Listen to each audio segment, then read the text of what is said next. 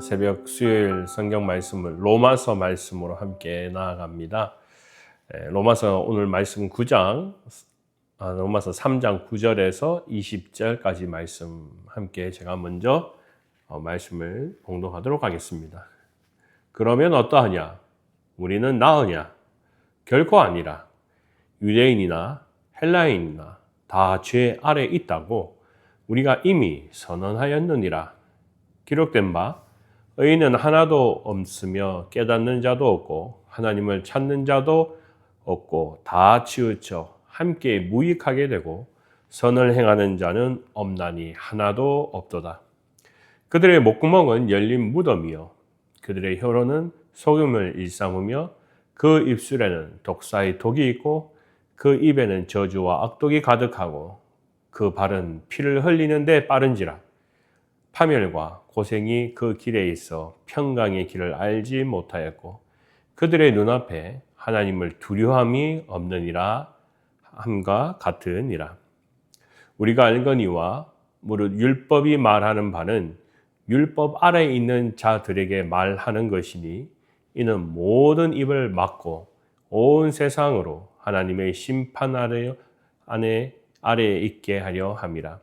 그러므로 율법의 행위로 그들 앞에 의롭다 하심을 얻을 육체가 없나니 율법으로는 죄를 깨달음이니라. 아멘. 하나님의 말씀입니다. 말씀을 주신 하나님께 감사드립니다. 아멘. 말씀 앞에 기도드리겠습니다. 하나님, 오늘도 여전히 우리는 이 새벽 시간에 깨어서 주님의 말씀 앞에 서서 오늘 이 하루를 시작합니다. 고요하게, 조용하게, 세밀하게 나오는 그 하나님의 성령의 말씀이 파도가 우리의 심령 가운데 거치게 하여 주시고 더욱 말씀을 통하여 우리가 들어야 할 귀가 있게 하여 주시옵소서. 오늘 말씀 가운데 꼭 나에게 필요한 말씀을 기억나게 하시고 이 말씀 따라 기도하게 하여 주옵소서.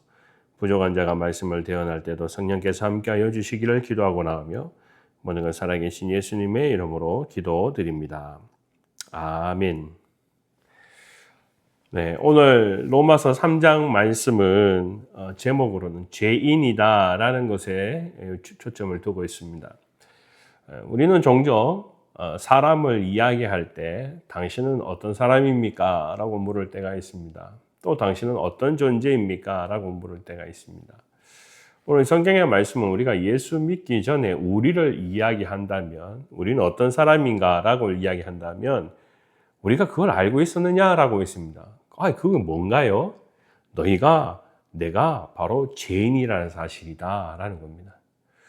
우리가 많은 종교가 있지만 모든 종교가 나는 죄인입니다 라고 시작하는 종교는 없습니다.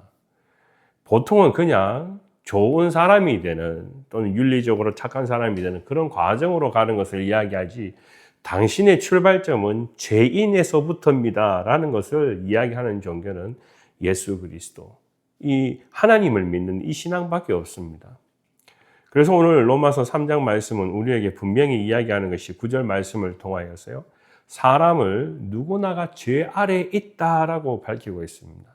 그렇기 때문에 우리가 하나님을 믿기 전에 우리가 무엇을 깨달아야 됩니까? 내가 누구인가를 깨달아야 한다면 그것은 무엇보다도 내가 죄인입니다라는 것을 우리가 깨닫는 것이 축복이라는 것입니다. 우리가 그걸 깨닫지 못하기 때문에 예수를 믿지 않습니다. 왜냐하면 나는 예수 없이도 살 수 있습니다. 왜요? 내가 의인이 되기 때문에 그렇습니다. 나는 죄 없는 사람입니다. 나는 죄를 저질러 본 적이 없습니다. 나는 죄수복을 입어본 사람이 아닙니다. 나는 다른 사람에게 해를 끼친 적이 없습니다. 하고 말하는 사람은 상당히 많을 수 있습니다. 왜냐하면 내 스스로가 내가 죄인이 아니라고 이야기하기 때문에 그렇습니다.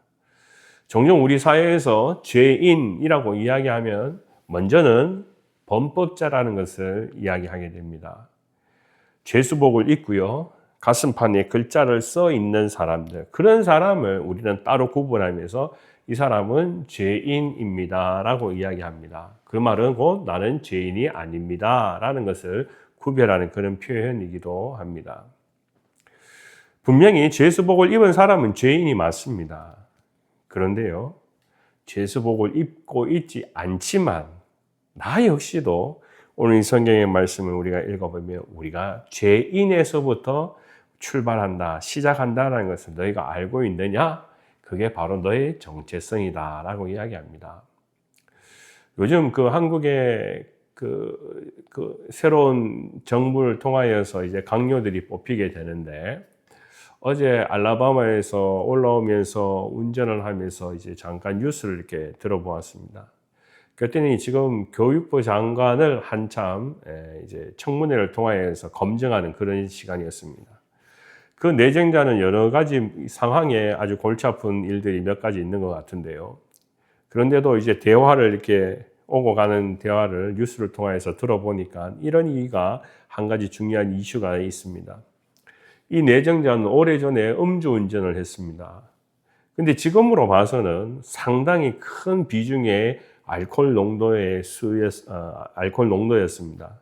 근데 그 당시에는 그렇게 사람들이 그만큼 이 알코올 농도가 높기 때문에 어떤 법적으로 많은 불이익을 하고 또는 감옥에 가고 이렇게 하지는 않았던 것 같습니다. 그러다 보니까 그때의 잣대로 본다면 이 내정자는 지금은 그때 법으로 따지면 그게 지금 큰 대수는 아니다 이런 의미를 이야기합니다. 물론 자기가 잘못했다는 것을 인정은 하지만 지금 이 법의 잣대로 보아서는 사람들이 말합니다. 이 정도의 알코올 농도라면 지금 법으로 보면 벌써 감옥에 가 있어야 되는 사람이다 라고 이야기한다는 것입니다. 그렇기 때문에 그런 사람이 어떻게 교육부 장관을 할 수 있느냐라고 묻습니다.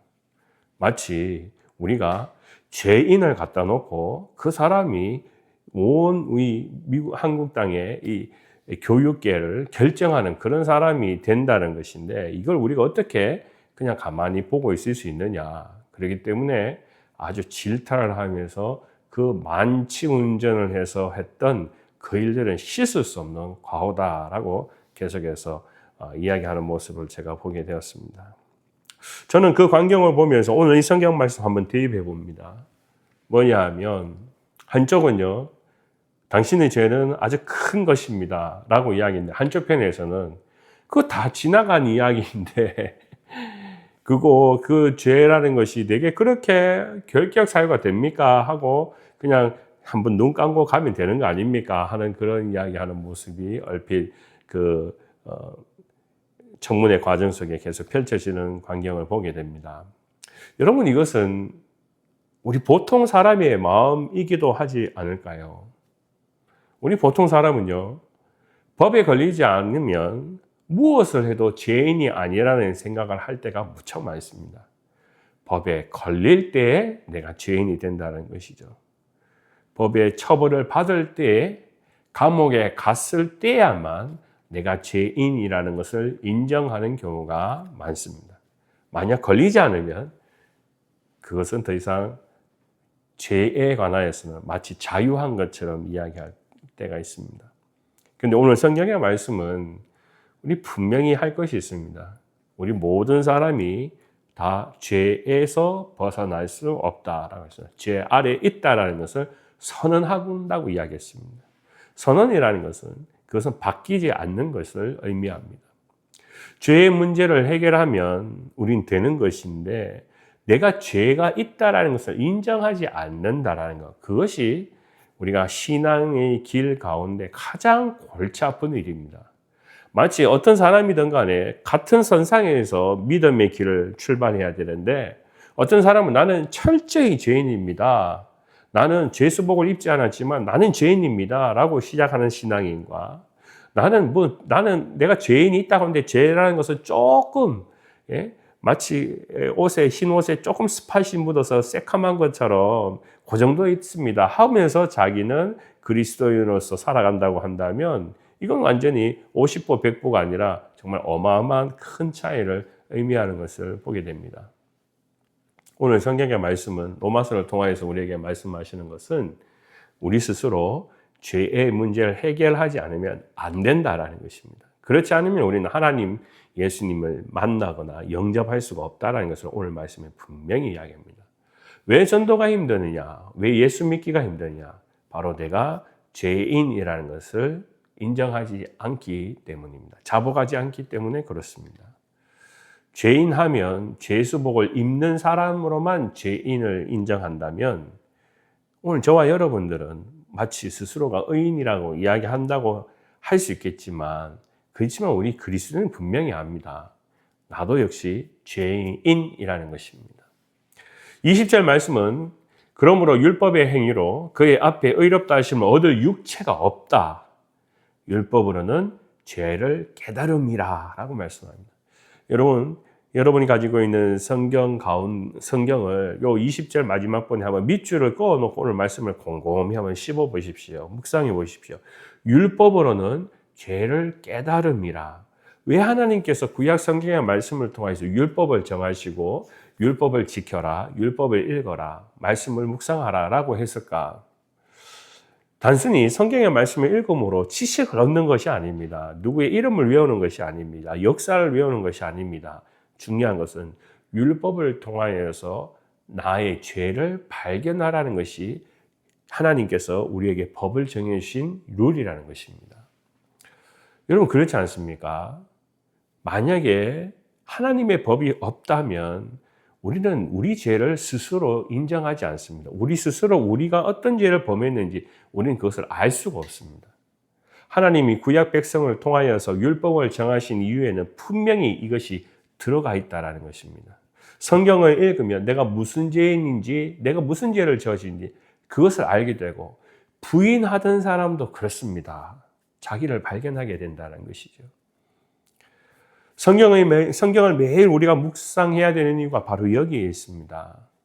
항상 우리는 여러 가지 문제들과 상황들 속에 놓여 있게 됩니다. 일주일 전에 내가 사람과의 관계 속에서 사건이 벌어지고 또 그 속에서 나도 모르게 잘못된 행동을 할 때가 있습니다. 나의 교만도 나타날 때가 있습니다. 나의 자랑이 나타날 때가 있습니다. 그것이 지나가면 나는 그게 아무런 죄인지 모르겠습니다. 그런데 성경의 말씀을 읽어보면 내가 그때 했는 것이 죄였구나. 하나님의 말씀을 묵상하니까 내가 그때 그 행동이 내 생각에 잘못된 모습이구나라는 것을 우리는 발견하게 됩니다. 그것이 바로 말씀의 힘입니다. 말씀을 통하여서 우리는 자신을 알게 되고 죄를 발견하게 됩니다. 그러므로 우리를 다시 회복하게 하는 것이 또한 말씀입니다. 우리는 말씀 때문에 힘을 얻습니다. 여러분 우리 한번 보십시오. 예수님의 시대 때에요. 율법사들과 바리새인과 서기관들이 예수님이 가능하는 곳마다 곳곳마다 나타나가지고 계속 시비를 걸고 분쟁을 일으킵니다. 제가 몇 주 전에 여러분과 함께 나누었던 안식일에 관한 이야기도 마찬가지입니다. 예수님께서 안식일에 아픈 사람을 고쳐줬습니다. 그러면 예수님 고맙습니다. 이 사람들이 지금까지 얼마 동안 아팠는지 내가 옆에서 봤는데 이걸 고쳐주시니 내가 눈으로 보니까 너무 아름답습니다. 이렇게 하는 것이 당연한 일이겠지만 이 사람들은 첫 마디가 무엇이었습니까? 왜 안식일에 일을 하는 것이냐고. 율법에는 일하지 말라고 되어 있지 않느냐고 이야기합니다. 여러분 이것은 무엇을 의미할까요? 우리가 오늘 말씀처럼요. 하나님의 율법을 통하여서는 죄를 깨닫게 하라고 분명히 목적을 두셨는데 율법사나 바리새인과 서기관과 많은 사람들은 그 자기 스스로의 죄를 성경의 말씀을 읽으면서 발견하는 것이 아니라 남의 허물을, 남의 죄를 발견하게 급급하더라는 것입니다. 여러분 이것은 엄청난 차이지 않습니까? 성경의 말씀은 하나님께서 너를 발견하라고 우리에게 주셨는데 성경의 말씀을 통해서 우리는 자꾸만 남의 신앙을 발견하려고 합니다. 남의 잘못된 것들을 우리가 발견하려고 합니다. 그리고 이 사람이 성경의 말씀을 이걸 잘못했어. 마치 바리새인처럼 서기관처럼 다른 사람에게 이 말씀을 적용하려고 하는 때가 너무나 많다는 거예요.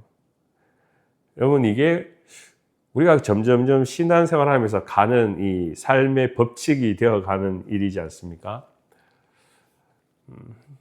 저는 오늘 이 성경의 말씀을 통하여서 로마서의 말씀을 통하여서 저와 여러분이 꼭 기억해야 될 것이 있다면 마지막 말씀처럼요.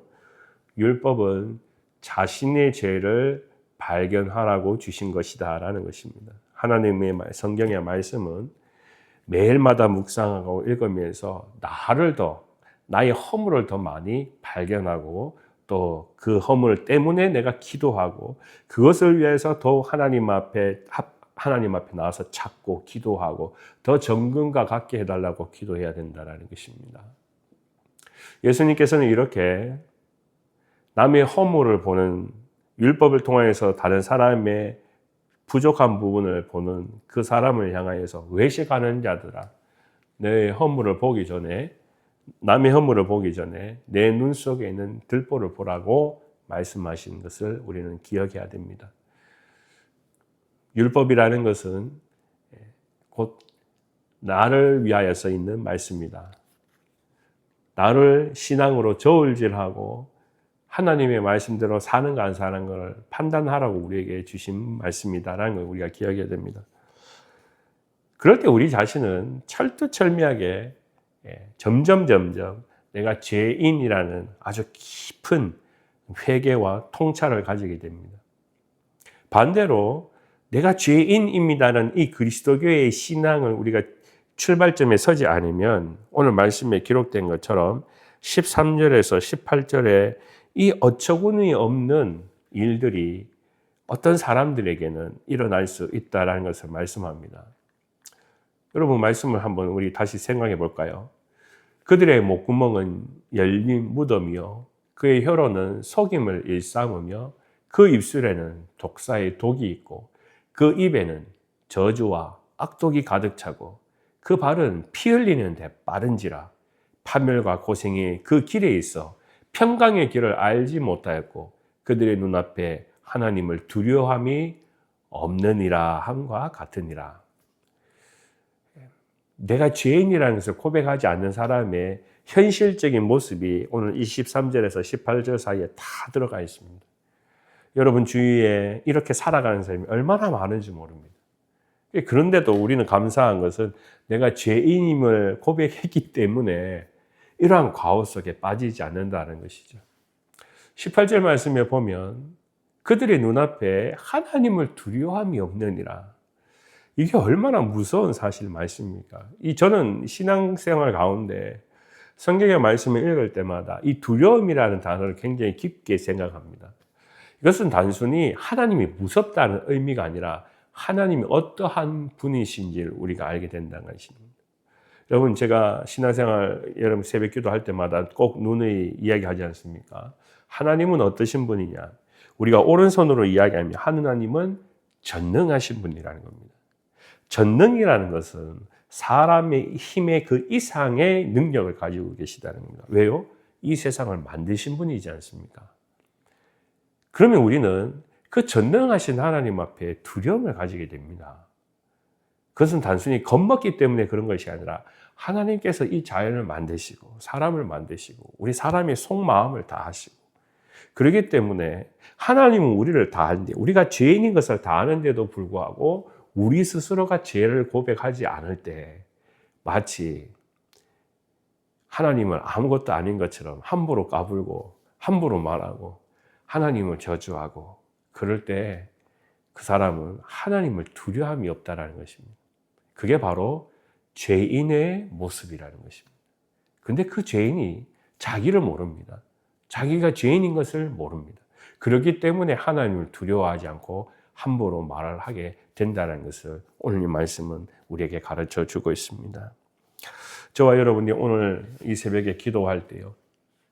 오늘 마지막 말씀처럼 하나님의 말씀을 통하여서 또 하나님의 사람, 하나님의 법을 알아가는 사람, 하나님이 어떠하신 분인지를 우리가 알고 또 우리의 가운데 일어나는 무수히 많은 자범죄들을 지나가는 죄들을 우리가 알고 그럼으로써 우리의 마음이 더욱 하나님 앞에 가까이 정결하게 또 오늘 이 하루도 살아가는 데 있어서 죄인임을 통하여서 고백하면서 기쁨으로 나아가는 그러한 신앙을 우리가 살아갈 수 있도록 오늘 이 새벽에 더욱 하나님 앞에 감사함을 아뢰며 하나님, 나는 죄인입니다 하는 이 신앙의 첫 출발선을 우리가 잊지 말고 저와 여러분들이 오늘 이 하루도 다시 시작하는 그 생명선이 함께 있는 그날이 되기를 주님의 이름으로 간절히 축원합니다.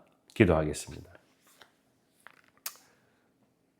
아버지 하나님, 오늘 이 시간도 우리에게 이 하루를 어떻게 출발해야 되는지, 그저 오늘 이 하루가 열심히만 달려가는 날이 아니라 하나님께서 주신 나를 통하여서, 죄인인 나를 통하여서 하나님께서 역사하시고 생명을 주셔서 더욱 값지게 주님을 위해서 열심히 다름질하고 살아가는 하루가 되게 하여 주시옵소서. 우리의 믿음의 여러 가지 과정들 속에서도 특별히 나의 허물을 오늘 이 하루도 발견할 때 눈을 감고 그냥 지나가고 무시하는 것이 아니라 하나님 앞에 회개하고 더욱 진실한 마음으로 오늘도 열심히 주님을 향하여서 감사한 마음과 영광을 올려드리게 하여 주옵소서. 우리 믿음의 성도를 어느 곳에 가든 하나님께서 동행하시고 함께하여 주시고 급한 상황에 기도할 때 더욱 주님께서 응답하시고 도움으로 함께하여 주시기를 기도하고 원합니다. 성령께서 역사하여 주셔서 오늘도 우리에게 들어야 할 길과 말씀해야 할 일들을 가르쳐 주셔서 누구를 만나든 간에 주님께서 하시고자 하는 성령님의 마음을 나타내고 드러나게 하여 주시고 또 하나님의 역사가 오늘 이 하루도 함께하는 귀한 놀라운 은혜의 날이 되게 하여 주시옵소서. 감사드리며 거룩하신 예수님의 이름으로 기도드립니다. 아멘.